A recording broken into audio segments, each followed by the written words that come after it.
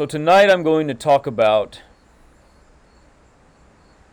the potential negative impact of psychedelics, psychedelic drugs that is, and the use of Tantric yoga in order to overcome and address these negative impacts. I have a great deal of personal experience with this. And so I'm going to draw from my personal practice what I did in order to overcome the negative impacts that I experienced from very heavy use of psychedelic drugs.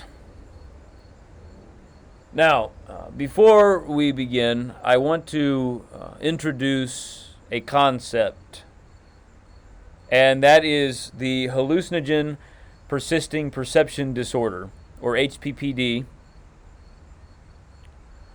I call this a concept rather than a diagnosis because I reject psychiatry on principle, although I do not reject all of the work that is done within psychiatry, because, of course, there is important work that is done within that field in the assessment of the nature of the mind. But psychiatry as a practice, as a system, I reject, because it is a degeneration from Tantra. And it's a degeneration in many ways, and we're not going to get into the details of how it is a degeneration this evening, because we would be here for a very long time. That is a topic for another lecture, or multiple lectures. But I will say that psychiatry places far too much of an emphasis on the mind. And this diagnosis of HPPD, which is applied to individuals who develop maladjustment of consciousness after the use of psychedelics, this is a relatively new diagnosis for explaining a process that is outside the grasp of psychiatry in terms of understanding and awareness. Because psychiatry simply lacks the necessary tools of understanding, lacks the proper conceptual foundation in order to really understand the pathways of consciousness which are impacted by psychedelics. Now, the assessment of psychedelic drugs within Tantra is as old as Tantra itself. We can look to a substance like soma, for example. Soma being a psychoactive substance that played a very important role in ritual work within the Aryan tradition of India. And you can find many examples of soma, or the nectar of the gods, in Aryan tradition. So drugs have always been a part of the Aryan tradition. They've always been a part of Tantra Yoga. But within Tantra Yoga, they were utilized carefully. They were utilized typically in a ritualistic sense within the context of the holistic understanding of consciousness that we have at our disposal as tantrics. So while it is true that individuals in ancient times experienced negative impacts as a result of psychedelics, we can safely say that those negative impacts were not nearly as prominent as they are today, because there was a greater understanding applied in the assessment of psychedelics and their impact on consciousness. So,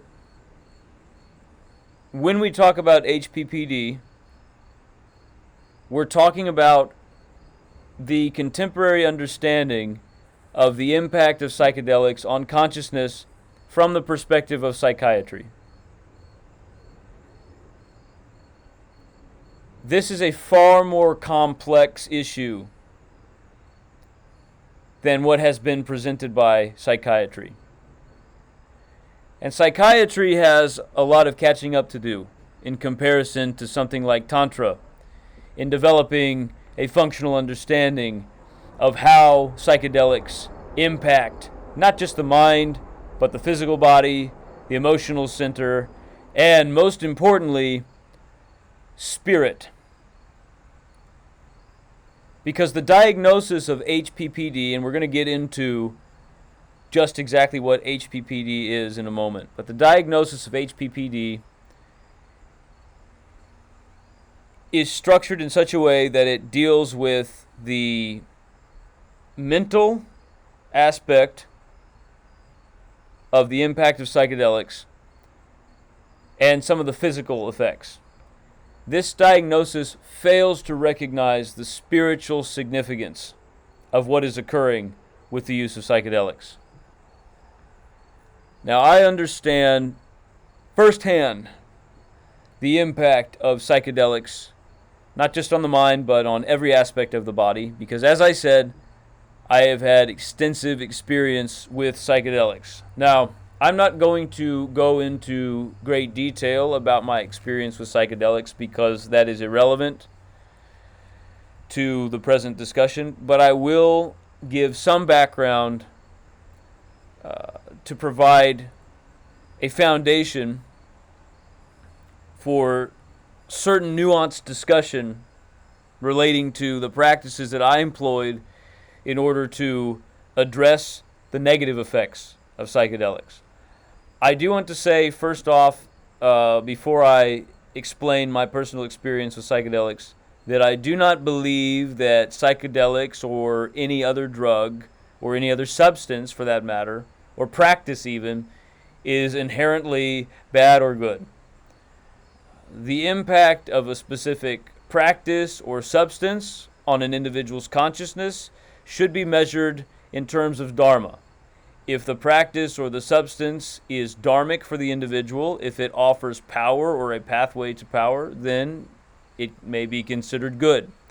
If it undermines the well-being of the practitioner, if it undermines their power, if it is adharmic, then we may consider it to be bad. So this discussion is not an attack on psychedelics or users of psychedelics. This discussion is putting into proper context the role of psychedelics in a yogic practice so that individuals may utilize psychedelics more effectively. And this discussion ultimately focuses on addressing some of the negative impacts that can be experienced from the use of psychedelics. As many psychedelic users are now finding, these substances are not nearly as benevolent or accessible as they have been represented as being by the emerging psychedelic culture. So, in terms of my personal experience with psychedelics, this is very unorthodox use of psychedelics. I was initiated into Vamachara practices at a very young age. I was born into generational witchcraft. So, someone who had close access to me on a consistent basis was utilizing psychedelics in a ritual fashion without my knowledge for many years. I was given these substances as part of a ritual practice. And then at later points in time, I utilized some of these substances willfully in ritual practice.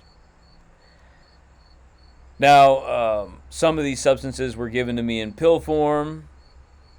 I smoked some of these substances. Some of these substances were placed in my food and given to me. And utilizing these substances in a Vamachara practice, in left-hand path Tantra, most of my experience with these psychedelics was within the framework of meditative exercise. So, just as an example, I would be given a substance, when I began to experience the effects of the substance, I would be placed in some type of ritual exercise. Usually, the goal of the exercise was to induce a bad trip. And then I would have to utilize pranayama or some other meditative technique in order to navigate the bad trip, essentially, and bring myself back to a grounded point, either in the mind or the physical body. This practice began at the age of 7 and continued consistently until the age of roughly 16.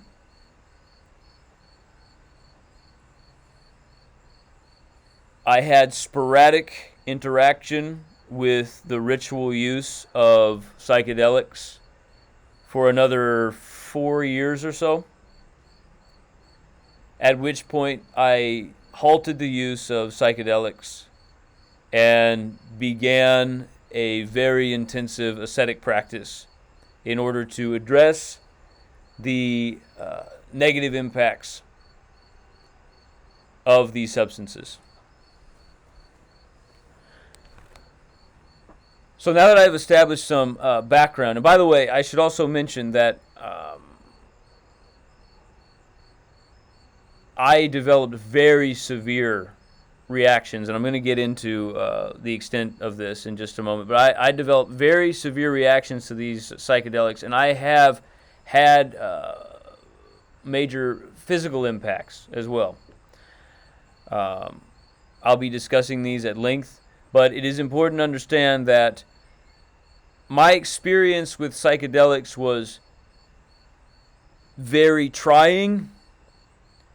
Much of my experience with psychedelics was willfully directed towards a bad trip or a negative experience, because that was the goal of the ritual practice. Very rarely was I given a substance with the goal of inducing any sort of benevolent or calming experience.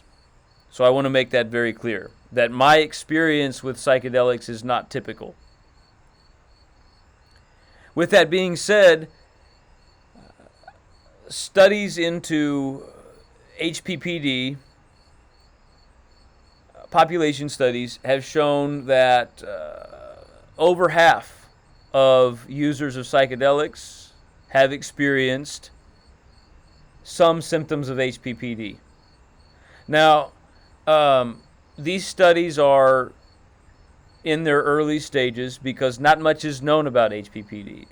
Like I said, psychiatry has failed to recognize the true nature of the condition that they call HPPD.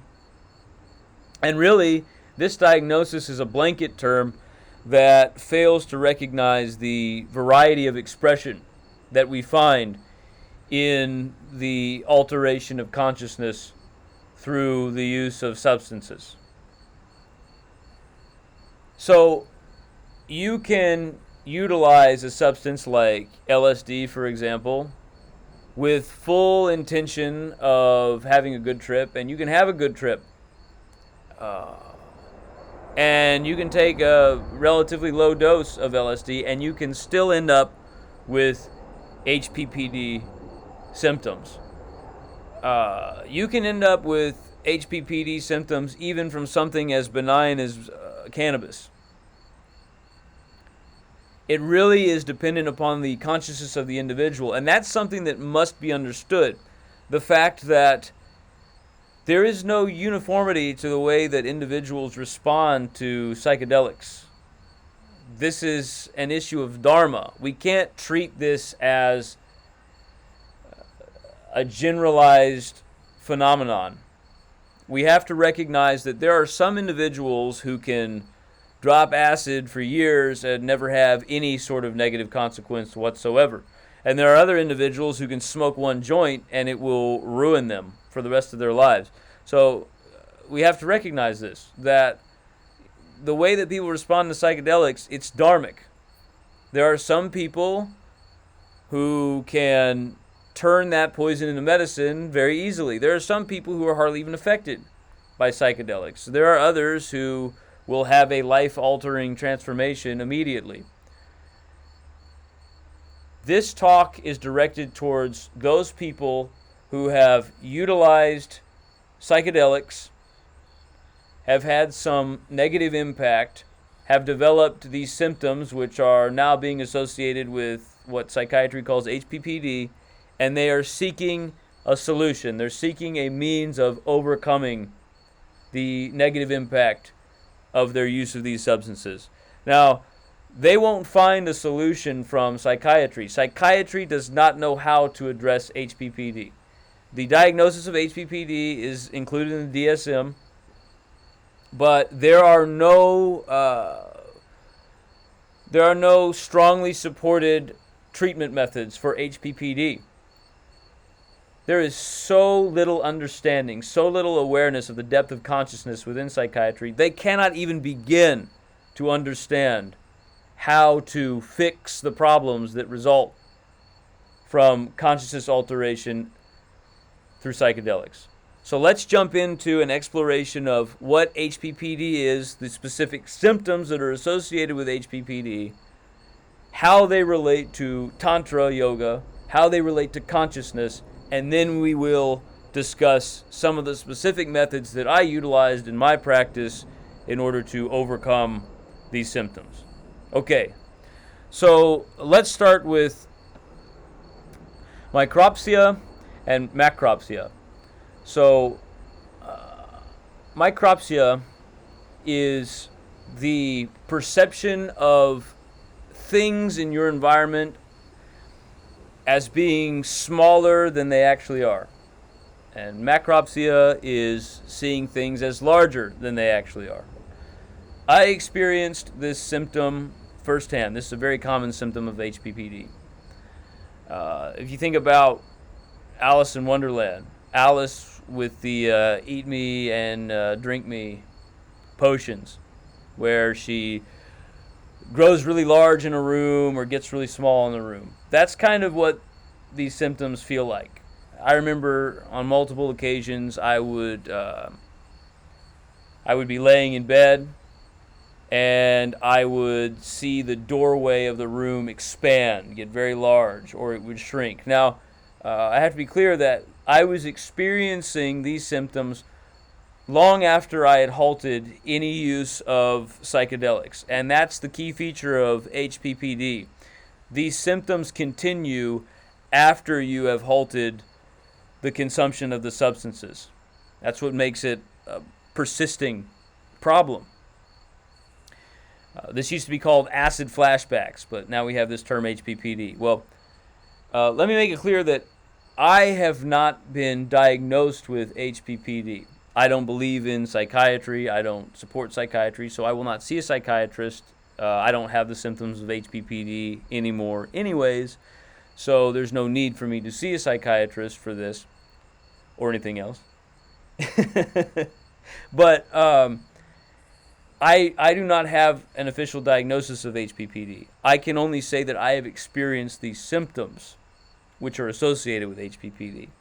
And I'm utilizing this diagnosis framework because it is becoming so prevalent within society, and so many people have gotten this diagnosis or have experienced these symptoms, and this is just an easy way to frame the discussion. But I digress. I have experienced the micropsia and the macropsia, and with this experience, psychiatry can only explain this in terms of the mind. There's some alteration in the mind that's causing some misperception of space. But through exploration of consciousness in Tantra, we know that there is a physical, gross body, and there is a subtle, spiritual body. Now, we have the 5 physical senses: sight, touch, hearing, taste, smell. Those are aspects of the physical body. We also have 5 subtle senses: Now, the subtle senses are associated with the ajna, the third eye, and the subtle body. Just as we would associate the physical senses, the sensuous element, with the svadhisthana, the adversarial consciousness of the svadhisthana, which is the ajna, is the place that holds the 5 subtle senses. So an example of a subtle sense would be like when you hear a song but there's no music playing. That song, that sound is in your mind. Right? Well, it's actually between your mind and spirit in the ajna. This is the place where the intellectual element of the Vishuddhi interacts with the spiritual element of the Sahasrara, and then at the ajna we have the combined element which allows us to experience the subtle senses. When we experience something that is psychedelic, most of the psychedelic experience occurs in the third eye. So, for example, when you see the doorway expand and retract, this is the result of moving prana or awareness into the third eye, into the subtle body.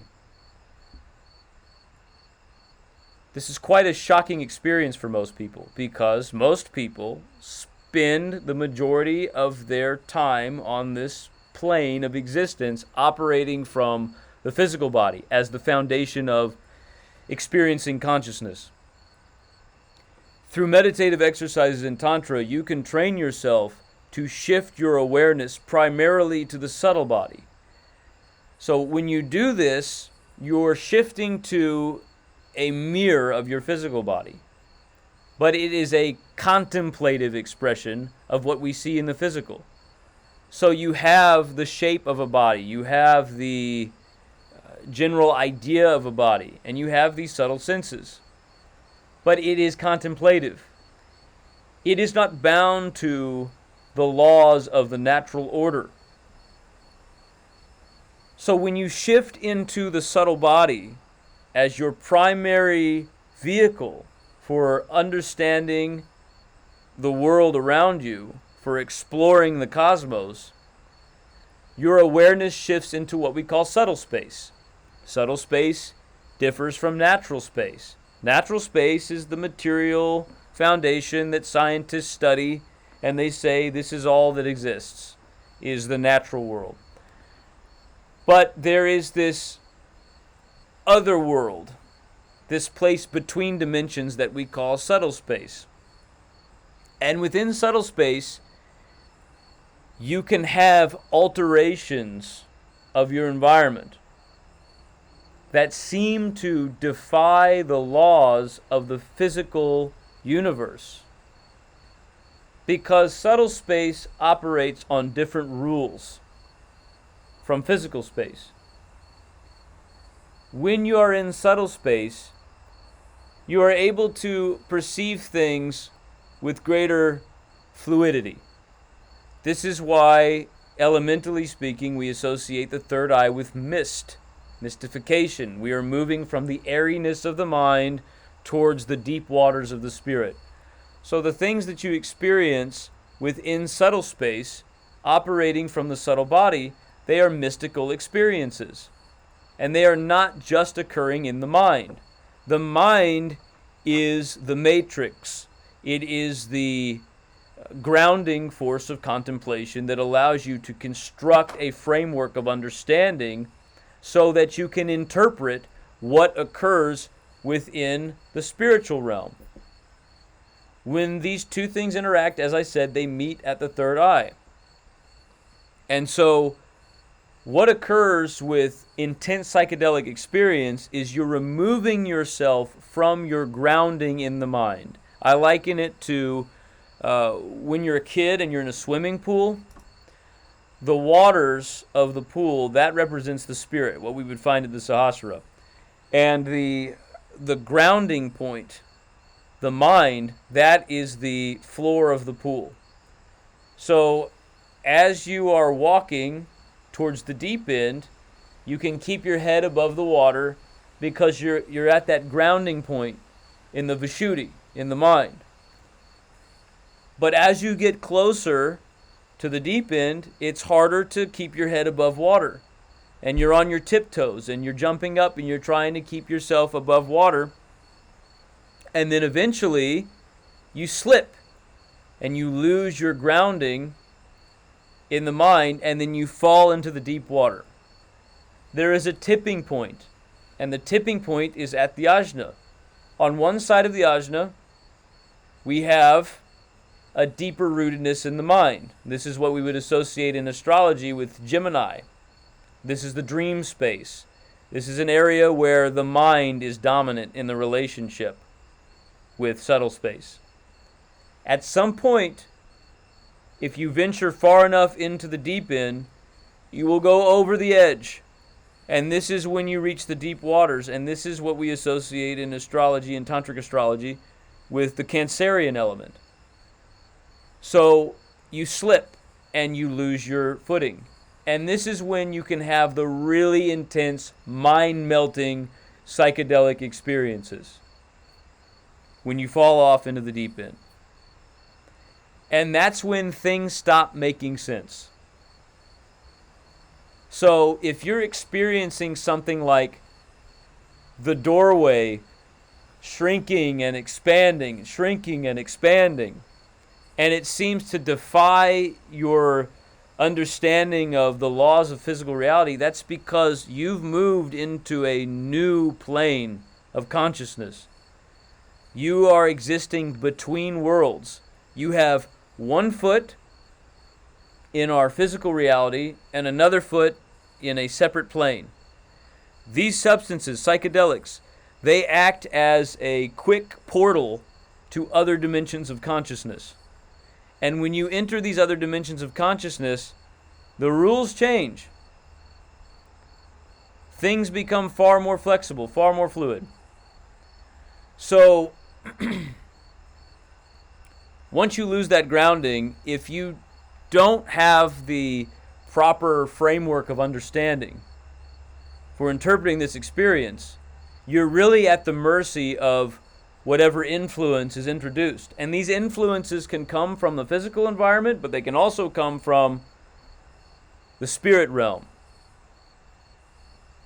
And either can be beneficial to you or can be harmful. Really depends. Let's move on to another common symptom of HPPD, which is pareidolia. So pareidolia is defined as the meaningful interpretation of a nebulous stimuli. Now, I have a problem with this definition because, first off, what is meaningful and what is nebulous? This is relative. What is meaningful or nebulous to an individual is entirely dependent upon their dharma. We can't just make a blanket statement and say that this is meaningful. We're applying meaning here, and it's objective. I can show you what meaning is to everyone, and it's an objective standard of meaning. We can't do that. We also can't say with certainty what is nebulous because it's all a matter of perception. Psychiatry tries to place judgment upon individuals for applying meaning to stimuli when they believe it to be inappropriate.